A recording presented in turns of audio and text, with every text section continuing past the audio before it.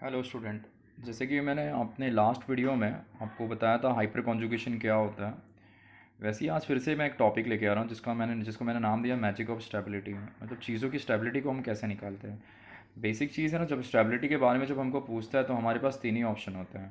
Carbocation होगा, कार्बो anion होगा और एक फ्री रेडिकल होगा। ठीक है, तो चलो स्टार्ट करते हैं कुछ चीज़ों के बारे में। एक्चुअली ये तीनों होता क्या वो भी मैं आपको बताता हूँ, तीनों की कुछ प्रॉपर्टीज़ है वो बताता हूँ। बाद में मैं आपको स्टेबिलिटी फैक्टर मैंने यहाँ पर नोट डाउन करके रखे हैं, वो आप एक बार देख लोगे तो उससे आप एग्जाम्पल आराम से सॉल्व कर लोगे ऑर्गेनिक क्वेश्चंस के लिए। अगर आप चैनल पर नए हो तो प्लीज़ चैनल को सब्सक्राइब करो, और अगर आपको वीडियो अगर अच्छी लगे तो प्लीज़ इसको लाइक और इसको अपने दोस्तों के साथ शेयर करो। ठीक है, जैसे देखो कार्बन के ऊपर अगर प्लस आया तो उसको कार्बोकेटायंस कहते हैं, माइनस आया कार्बो एनायन कहते हैं, रेडिकल सिंगल इलेक्ट्रॉन्स आया फ्री रेडिकल कहते हैं। प्लस वाला जो कार्बन होता है ना, वो हमेशा तीन बॉन्ड कंटेन करता है। माइनस वाला कार्बन है वो तीन बॉन्ड के साथ एक लोन पेयर कंटेन करता है। और फिर अगर रेडिकल वाला कार्बन हो तो तीन बॉन्ड के साथ एक सिंगल इलेक्ट्रॉन्स कैरी करता है वो। ठीक है, तो ये याद रखना। इसमें तीन बॉन्ड होंगे, बॉन्ड पेयर होंगे, इसमें तीन बॉन्ड पेयर के साथ एक लोन पेयर होगा, इसमें तीन बॉन्ड पेयर के साथ एक अनपेयर्ड इलेक्ट्रॉन्स होगा। तो ये पहली प्रॉपर्टी है। दूसरी प्रॉपर्टी ये कहता है, मैंने ऑलरेडी लिख दिया, इसमें सारे पेयर्ड इलेक्ट्रॉन्स हैं, इसमें भी सारे पेयर्ड हैं। तीन बॉन्ड पेयर एक साथ एक लोन पेयर है, मतलब सारे पेयर्ड हैं, और इसमें एक अनपेयर्ड है। तो आपने ये पढ़ा होगा कि जहाँ पे सारे पेयर्ड इलेक्ट्रॉन्स होते हैं मैग्नेटिक बिहेवियर में वो डायमैग्नेटिक होते हैं। कार्बोकेटायन आपका डायमैग्नेटिक बिहेव करता है, कार्बो एनायन भी आपका डायमैग्नेटिक बिहेव करता है, क्योंकि सारे इलेक्ट्रॉन्स आपके पेयर्ड हैं। और जो फ्री रेडिकल होता है उसके पास एक अनपेयर्ड इलेक्ट्रॉन्स होता है, अगर अनपेयर्ड हुआ तो वो पैरामैग्नेटिक बिहेव करता है। तो ये आप याद रखना, ये सिस्टम आप याद रखना। ठीक है, अब ये कार्बोकेटायन आखिरकार आता कहाँ से है? तो जो बॉन्ड होता है ना, एक पूरा बॉन्ड ब्रेक होता है, एक पूरा बॉन्ड ब्रेक होता है, तो हेटेरोलिटिक ब्रेकिंग से होता है। इसमें भी कैसे एक पूरा बॉन्ड ब्रेक होता है। बट रेडिकल कहाँ से निकलता है कि एक बॉन्ड के एक इलेक्ट्रॉन सामने वाले के पास जाते हैं और एक इलेक्ट्रॉन इसके पास आता है, मतलब सिमेट्रिकली ब्रेक होता है। ये दोनों अनसिमेट्रिकली ब्रेक होता है और ये सिमेट्रिकली ब्रेक होता है। तो जहाँ पे अनसिमेट्रिकली अगर ब्रेक होता है तो उसको हेटेरोलिटिक ब्रेकिंग कहते हैं। और जहाँ से बीच में से ब्रेक होता है कोई भी बॉन्ड, जैसे कोवेलेंट बॉन्ड अगर बीच में से ब्रेक होगा तो उसको होमोलिटिक कहते हैं। तो ये दोनों in presence of heterolytic breaking में आता है और ये in the presence of homolytic breaking के अंदर आता है। तो कार्बन के ऊपर अगर प्लस कंटेन करता है which is behave like electrophile. Carbon अगर नेगेटिव बिहेव करेगा it is behave like nucleophile. Single electron है it is behave like free radical, या तो इसको हम न्यूट्रल इलेक्ट्रोफाइल भी कहते हैं, या तो हम इसको न्यूट्रल इलेक्ट्रोफाइल भी कहते हैं। अगला पॉइंट है तीन बॉन्ड दे रहा है, सीधी सी बात है तीन बॉन्ड है तो ये आपका ट्राइगोनल होगा। यहाँ पे भी तीन बॉन्ड है, एक सिंगल इलेक्ट्रॉन कोई मतलब नहीं देता तो भी आपका ट्राइगोनल होगा। यहाँ पे टोटल तीन बॉन्ड है और एक लोन पेयर है, तो तीन बॉन्ड के साथ अगर एक लोन पेयर अगर मैं बताऊँ तो ये मेरा टेट्राहाइड्रल होगा। या तो मैं टेट्राहाइड्रल बोल सकता हूँ, नहीं तो अगर मैं लोन पेयर ऊपर करके नीचे तीन बॉन्ड बनाता हूँ उसको मैं पिरामिडल बोल सकता हूँ। हाइब्रिडाइजेशन की बात करेंगे तो ये वाला पार्ट आप तीन दे रहा है sp2 होगा, यहाँ पे तीन और एक चार दे रहा है तो ये आपका sp3 होगा, और यहाँ पे भी तीन दे रहा है सिग्मा बॉन्ड तो ये वाला पार्ट भी आपका sp2 होगा। समझ में आ रहा है? ये तो हो गया उसका हाइब्रिडाइजेशन। अब बात करते हैं ये जो कार्बोकेटायन है, कार्बोकेटायन के अंदर टोटल इलेक्ट्रॉन्स अगर आउटर में देखेंगे तो 6 है। यहाँ पे टोटल देखेंगे तो टोटल तीन तो बॉन्ड पेयर है और दो बाहर है, मतलब 8 है, और यहाँ पे भी टोटल 7 इलेक्ट्रॉन है। तो ये जो है इसको इनकम्प्लीट ऑक्टेट कहते हैं, इसको भी इनकम्प्लीट कहते हैं और इसको कंप्लीट ऑक्टेट कहते हैं। अगर मतलब बोलते हैं ना आउटर में अगर 6 इलेक्ट्रॉन्स है, तीन बॉन्ड पेयर है इसमें भी तीन बॉन्ड पेयर के साथ एक लोन पेयर है, 7 इलेक्ट्रॉन है, बट इसमें तो टोटल 8 है ना, तीन बॉन्ड पेयर के साथ एक लोन पेयर, तो इसको कंप्लीट ऑक्टेट कहते हैं। ये दोनों को इनकम्प्लीट ऑक्टेट कहता है। ये जो है इलेक्ट्रोफाइल है, ये लुईस एसिड बिहेव करता है बिकॉज ये इलेक्ट्रॉन देता है, ये लुईस बेस बिहेव करता है, इलेक्ट्रॉन लेता है। इसको मैंने कोई इंडिकेशन यहाँ पे मैंने डाला नहीं है वो। ठीक है, अब बात करते हैं स्टेबिलिटी फैक्टर की। तो कार्बोकेटायन स्टेबल कब होता है पता है? जब प्लस का कैरेक्टर आपका बहुत कम हो। कार्बो एनायन स्टेबल कब होता है? जब नेगेटिव कैरेक्टर आपका बहुत कम हो। तो ये स्टेबिलिटी फैक्टर है, याद रखना। ये स्टेबिलिटी फैक्टर, जितना प्लस का चार्ज छोटा होगा उतना वो ज़्यादा स्टेबल होगा, जितना माइनस का चार्ज छोटा होगा उतना वो ज़्यादा स्टेबल है। रेडिकल के सिस्टम अलग होता है, वो मैं बता देता हूँ स्टेबिलिटी फैक्टर।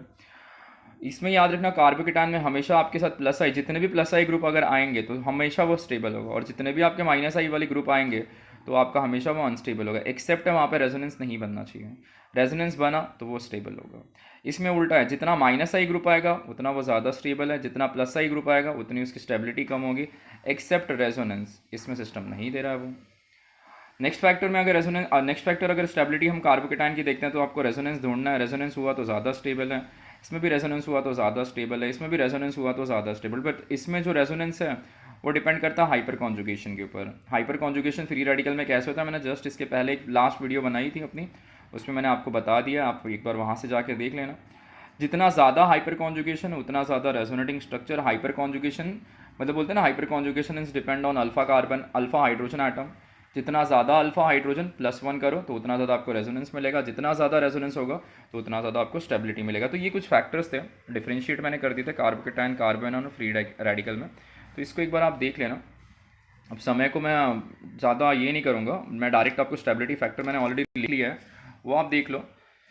अगर हम कार्बोकेटायन के बारे में स्टेबिलिटी फैक्टर अगर ढूंढेंगे तो कार्बन के ऊपर प्लस का चार्ज कम कब होगा पता है? जब कंपाउंड आपका एरोमेटिक है, या साइक्लिक कंपाउंड पकड़ लो, साइक्लिक कंपाउंड है, जब कंपाउंड आपका साइक्लिक फॉर्म में है। सबसे ज़्यादा स्टेबल साइक्लोफॉर्म वाला कंपाउंड होता है, उसके बाद आपका एरोमेटिक आता है, उसके बाद आपका बेंजोइड कंपाउंड्स आते हैं। ध्यान देना, स्टेबिलिटी फैक्टर है, पहले साइक्लिक होगा, एरोमेटिक एक सिस्टम दे रहा है, फिर बेंजोइड वाले कंपाउंड है। बेंजोइड में भी देखो 3 बेंजीन होगा तो ज़्यादा स्टेबल है, उसके बाद 2 बेंजीन, उसके बाद 1 बेंजीन। ये पता है ना बेंजीन वाला सिस्टम में ऐसे क्यों हो रहा है? रेजोनेंस बनता है वहाँ पे। जितना ज़्यादा बेंजीन मतलब प्लस के बगल में बेंजीन होना चाहिए, जितना ज़्यादा बेंजीन होगा उतना ज़्यादा रेजोनेंस बनेगा। इसकी अगर हम बात करेंगे तो यहाँ पे कितना रेजोनेंस बनेगा? बेंजीन के अंदर पाई बॉन्ड कितने होंगे? एक बेंजीन में 3, तो 3 बेंजीन में पाई बॉन्ड होंगे मेरे 9, 9 + 1 10 रेजोनेंस बनेगा। इसमें 7 रेजोनेंस बनेगा, इसमें 4 रेजोनेंस बनेगा।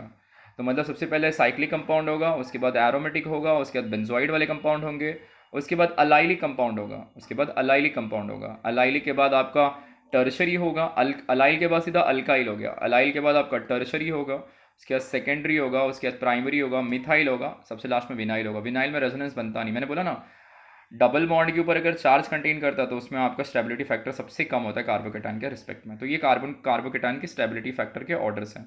इसी ऑर्डर में दुनिया भर के आपको क्वेश्चन पूछेंगे, इसी ऑर्डर में आपको बहुत सारे क्वेश्चन पूछेंगे, तो आपको ये दिमाग में रखना है वो। ठीक है, समझ में आया?